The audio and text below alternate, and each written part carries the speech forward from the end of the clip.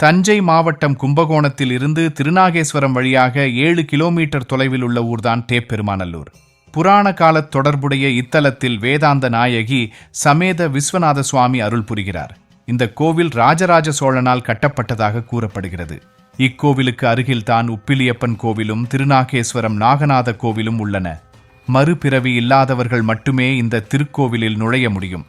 மற்ற யார் நினைத்தாலும் இந்த ஆலயத்திற்கு செல்ல முடியாத அளவுக்கு அவ்வளவு தடைகள் வரும். மகா சித்தர் அகத்திய முனிவரே இந்த கோவிலுக்கு பலமுறை வர முயற்சி செய்தும் சிவனை தரிசிக்க முடியவில்லை என்கிறது தல வரலாறு. இத்திருக்கோவிலின் தலமரம் வன்னி. தலத்தீர்த்தமான பிரம்ம தீர்த்தம் கோவிலின் கிழக்கு பகுதியில் உள்ளது. இத்தலத்தின் புராண பெயர் தேவராஜபுரம்.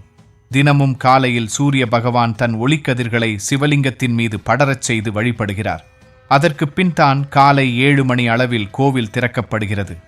வருடத்தின் அனைத்து நாட்களும் சூரிய ஒளி சிவன் மீது விழும் அதிசயம் நிறைந்த ஆலயம் இது. சூரிய ஒளி சிவலிங்கத்தின் மீது படர்வதற்கு ஏற்ப கிழக்கு வாசல் சாளரம் போல் அமைக்கப்பட்டுள்ளது. இந்த கோவில் கிழக்கு நோக்கியும் விஸ்வநாதர், ஸ்ரீ ருத்ராட்சேஸ்வரர், நாகவிஸ்வநாதர் என்றும் அழைக்கப்படுகிறார். கிழக்கு பார்த்தாலும் கோவிலுக்குள் நுழைவது பின்புறமான மேற்கிலிருந்துதான். நுழைவாயிலில் ராஜகோபுரம் இல்லை, ஒரு சிறிய நுழைவாயில். அம்பாள் ஸ்ரீ வேதாந்த நாயகி பிரதான வளாகத்தினுள் தெற்கு நோக்கியவாறு வீற்றிருக்கிறாள். கொடிமரம் உள்ளது. கோவில் குளம் கிழக்கு பகுதியில் உள்ளது.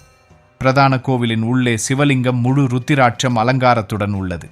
22,000 ருத்திராட்சங்கள் கொண்ட கவசம் இது. இங்கு அர்ச்சனையும் ருத்திராட்சம் கொண்டே செய்யப்படுவது இந்த கோவிலின் சிறப்பு. ஏகமுக ருத்திராட்சத்துடன் தொடங்கி 12 முக ருத்திராட்சத்துடன் முடிக்கப்படுகிறது. மரகத கல்லுடைய ஆபரணம் லிங்கத்தை அலங்கரிப்பதால் சூரிய ஒளியுடன் தீபாராதனை காட்டும்போது கர்ப்ப கிரகமே ஜொலிக்கிறது. வருடத்திற்கொரு முறை இந்த கோவிலுக்கு வந்து இறைவனை பூசிக்கும் அதிசய நாகம். வருடத்திற்கு ஒரு முறை நாகர், நல்ல பாம்பு இங்கு உள்ள சிவனுக்கு வில்வ பூஜை செய்து தனது தோலை சிவனுக்கு மாலையாக அணிவித்து செல்லும். கலியுகத்தில் நடக்கும் ஒரு அதிசயங்களில் இதுவும் ஒன்று.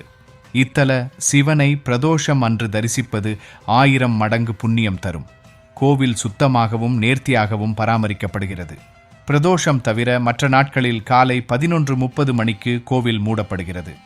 சிவபெருமானின் ஆபரணத்திலிருந்து எடுக்கப்படும் ருத்ராட்சம் இங்கு பிரசாதமாக விற்கப்படுகிறது. ஜனவரி 2010 தேபெருமாநல்லூரில் சூரிய கிரகணத்தின் போது நாகப்பாம்பு ஒன்று வில்வ இலைகளை கொண்டு சிவலிங்கத்திற்கு அர்ச்சனை செய்த அதிசயத்தை ஏராளமானோர் கண்டுகளித்தனர். காலை கிரகணம் தொடங்கவிருந்த சில நிமிடங்களுக்கு முன்பு கோவிலுக்குள் நாகப்பாம்பு நுழைவதையும் சிவலிங்கத்தின் மேல் படுத்திருப்பதையும் கோவிலின் சிவாச்சாரியார் சதீஷ் மற்றும் கோவிலுக்கு வந்திருந்த பக்தர்கள் கண்டு களித்தனர். பாம்பு லிங்கத்திலிருந்து மெதுவாக இறங்கி அபிஷேக பாதை வழியாக கோவிலின் ஸ்தல விருட்சமான பில்வ மரத்தை நோக்கிச் சென்றது. பின்னர் அது மரத்தின் மீது ஏறி சில வில்வ இலைகளை பறித்து மீண்டும் சிவன் சந்நிதிக்கு திரும்பியது. வில்வ இலைகளை சிவபெருமான் மீது விழுவதற்காக அதன் வாயை திறந்தது. நாகப்பாம்பு அதோடு நிற்காமல் கிரகணம் முடியும் வரை அதையே திரும்பச் செய்து கொண்டே இருந்தது. அதன் அருகே செல்ல முயன்ற ஒவ்வொரு பக்தரையும் பார்த்து பாம்பு சீறியது. இந்த அதிசயம் வீடியோவாகவும் போட்டோவாகவும் பதிவாகி நாளிதழ்களில் வெளியானது. நாக விஸ்வநாதர் என்ற பெயர் இக்கோவிலில் உள்ள பாம்புகளுடன் தொடர்புடையது. அவ்வப்போது உரிக்கப்படும் பாம்பு சட்டை ஆலயத்தில் காணப்படுகிறது. விஸ்வநாத சுவாமியை வழிபடுவதால் மறுபிறவி கிடையாது என புராணம் கூறுகிறது. மிகவும் பழமையான இத்திருக்கோவில் ஆகம விதிக்கு முற்றிலும் மாற்றாக அமைக்கப்பட்டுள்ளது. இங்கு எழுந்தருளி இருக்கும் தெய்வங்கள் அனைத்தும் மாறுபட்ட கோலத்திலேயே காட்சி தருகின்றனர். மகா மண்டபத்திற்குள் தெற்கு திசை நோக்கி தனிச்சந்நிதியில் வேதாந்த நாயகி அருள் புரிகிறாள். இந்த அம்பாள் வலது காலை எடுத்து வைத்து முன்னோக்கி வருவது போன்ற தோற்றத்தில் உள்ளாள். அம்பாள் நம்முடன் பேசுவது போல் உதடுகள் குவிந்த நிலையில் உள்ளன. இது வேறெங்கும் காணக்கிட்டாத காட்சி. நமக்கு வேதத்தின் உட்பொருளை உபதேசிக்கும் பாவனையோடு இருப்பதாக சொல்கின்றனர். இந்த அன்னையின் உபதேச கருணை பார்வையால் கல்வி ஞானத்தில் சிறந்து விளங்கலாம். இந்த அம்பாளுக்கு வெள்ளிக்கிழமைகளில் குங்கும அர்ச்சனை செய்து வழிபட்டால் திருமணத்தடை நீங்கும் என்பது ஐதீகம். அம்பாள் சன்னதியில் சில வருடங்களுக்கு முன் தீபம் காலை 7 மணி முதல் 9 மணி வரையில் அணைவதும் மீண்டும் தானாக எரிவதுமாக இருந்தது. பெரும் அதிசய நிகழ்வாக இருந்தது. தேபெருமாநல்லூர் பொதுமக்கள் அனைவரும் திரண்டு வந்து அந்த காட்சியையும் அம்பாளையும் வழிபட்டு சென்றதும் பெரும் பரபரப்பை ஏற்படுத்தியது. அம்பாள் சந்நிதிக்கு அருகில் சாந்த பைரவர் என்று சிறிய உருவிலும் மகா பைரவர் என்று சுமார் 5 அடி உயரத்தில் பெரிய உருவிலும் ஒரே சந்நிதியில் 2 பைரவர்கள் காட்சி தருகின்றனர். பைரவர் சந்நிதிக்கு பக்கத்தில் சனி பகவான் காக்கை வாகனத்துடன் இடுப்புக்கு கீழே இடக்கையை வைத்தபடி ஒய்யாரமாக மேற்கு நோக்கி இறைவனை பார்த்த வண்ணம் காட்சி தருகிறார். இவர் ஏன் ஒய்யாரமாக நிற்கிறார்?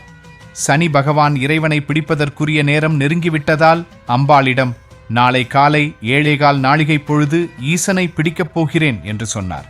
அதை கேட்டு கோபம் கொண்டாள் அம்பாள். எப்படியும் ஈஸ்வரனை 7:15 நாழிகை பிடித்து தன் வேலையை ஒழுங்காகச் செய்ய வேண்டும் என்ற நோக்கத்தில் மறுநாள் ஈஸ்வரனை பிடிக்க சனி பகவான் மெதுவாக வந்தார். அப்போது அன்னை ஈஸ்வரனை பக்கத்தில் இருந்த அரச மரத்தின் பின்னால் ஒளிந்து கொள்ளச் சொன்னாள். ஈஸ்வரனும் அப்படியே செய்தார். அங்கு வந்த சனி பகவான் அம்பாள் அரச மரத்தடியில் நிற்பதை பார்த்து ஈஸ்வரன் எங்கே இருக்கிறார் என்பதை புரிந்து கொண்டார். அதனால் அரச மரத்தை பார்த்த வண்ணம் அங்கேயே நின்றுவிட்டார். சனி பகவான் சொன்ன 7:15 நாழிகை கழிந்ததும் அங்கிருந்து மெதுவாக நகர ஆரம்பித்தார் சனி பகவான். அப்போது அன்னை சனி பகவானை பார்த்து, என்ன, ஈஸ்வரனை பிடிக்க முடியாமல் தோல்வியடைந்து திரும்பிச் செல்கிறாயா என்று கேட்டாள். சனி பகவான், நான் வந்த வேலை வெற்றியுடன் முடிந்தது. ஈஸ்வரனே அரச மரத்தின் பின்புறம் ஒளிந்திருக்க நேர்ந்ததல்லவா? அந்த நேரமே நான் அவரை பிடித்த நேரம் என்று ஆணவத்துடன் சொன்னதுடன் சற்று ஒய்யாரமாக இடுப்பில் இடக்கை வைத்த வண்ணம் அம்பாள் முன் நின்றார். சனி சொல்வதை கேட்டுக்கொண்டிருந்த ஈஸ்வரன் அரச மரத்தின் பின்புறத்திலிருந்து கோபத்தோடு வெளிப்பட்டு மகாமந்திர பைரவர் அவதாரம் எடுத்து சனி பகவானை 2ஆக கிழித்தார். 2ஆக கிழிக்கப்பட்ட சனி பகவான் சிவபெருமானை நோக்கி, ஈஸ்வரா, தாங்கள் வகுத்துக் கொடுத்த சட்டப்படிதான் நான் இயங்குகிறேன். நான் இல்லையேல் பூலோகவாசிகள் தங்கள் விருப்பப்படி மிகுந்த ஆணவத்துடன் செயல்படுவர். இதனால் உலகில் ஆணவக்காரர்களும் அக்கிரமம் செய்பவர்களும் பெருகிவிடுவார்கள். எனவே ஆணவத்தோடு நான் நடந்து கொண்டதற்காக என்னை மன்னித்து மீண்டும் முன்பு போல் செயல்பட அருள் புரிய வேண்டும் என்று வேண்டினார். அவர் வேண்டுதலை ஏற்ற சிவபெருமான் இருகூறான உடலை ஒன்று சேர்த்து அருள் புரிந்தார். இவ்வாறு ஆணவம் நீங்கிய இந்த சனி பகவானை வணங்கினால் சனி தோஷங்கள் விலகும் என்பது ஐதீகம்.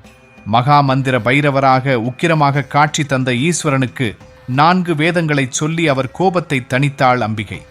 அம்பாளின் அருள் பார்வையால் கோபம் தணிந்து மீண்டும் சாந்த சொரூபியானார் ஈஸ்வரன்.